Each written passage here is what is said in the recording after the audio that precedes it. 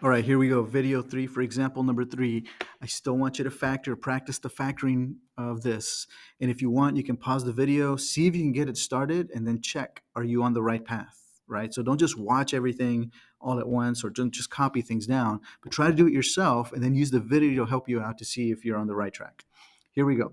I'm asking you to factor x squared minus 10x plus 25, which means I need you to find what goes in here and what goes in here, because when I multiply this set of parentheses times that set of parentheses, it should give me x squared minus 10x plus 25.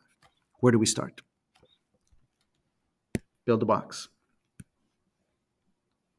A box with 4 squares. What goes in the first square? The first term.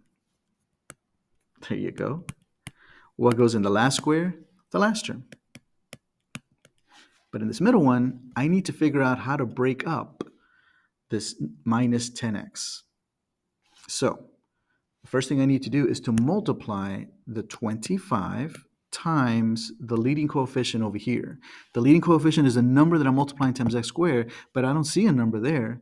But you see an x squared. I'm going to say that again. You see an x squared. So that means you see one x squared. So there's a 1 right here. So if I multiply this times 25, 1 times 25 is 25. Now I'm looking for two numbers that multiply to give me 25. If you want to do the calculator method, you can do that.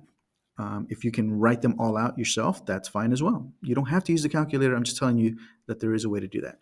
So I type in the number that I want to break up, divided by x. And then I go to the table, second graph. So it looks like there's only two pairs of whole numbers, 1 times 25, and then 5 times 5, and that's it, because everything else involves decimals, and we don't deal with decimals when we're talking about factors. So 1 and 25, 5 and 5. Cool. So I'm going to write it down. 1 times 25, 5 times 5. Oh, but I'm looking for the pair that when I add them would give me a negative 10. So there's some number times some number that when I add them gives me negative 10. Well, if I add 1 and 25, that gives me 26. That's not going to give me negative 10. If I add 5 and 5, that gives me positive 10. So that must mean that the 5s are negative, because if I have negative 5 plus another negative 5, well, then I'm going to have negative 10. So use the numbers to kind of help you out. Whatever this symbol says to do it with the two numbers. And if the sign is off, that means both of them are the same sign that you need. So that means I have negative 5x here. That means I have negative 5x here. Great. Now we're ready to factor. What do these two have in common? Well, they both have an x, and that's it. So then the question is, what times x would give me x squared? X times x would give me x squared. What times x would give me negative 5x? Minus 5x. Minus 5 times x would give me negative 5x. What times x would give me negative 5x? Oh, minus 5 times x would give me negative 5x. And a negative 5 times a negative 5 is a positive 25. You found the factoring. So here's one of them, x minus 5. And then here's the other one, x minus 5. Congratulations, you just did the factoring. You want to check it? Use your calculator. Remember, you can put the trinomial in one of the y equations, like y1. You can put the factors in y2, and then see if it makes sense. I'm going to do that with you, but you should be able to do this on your own. So I'm going to type in x squared minus 10x plus 25.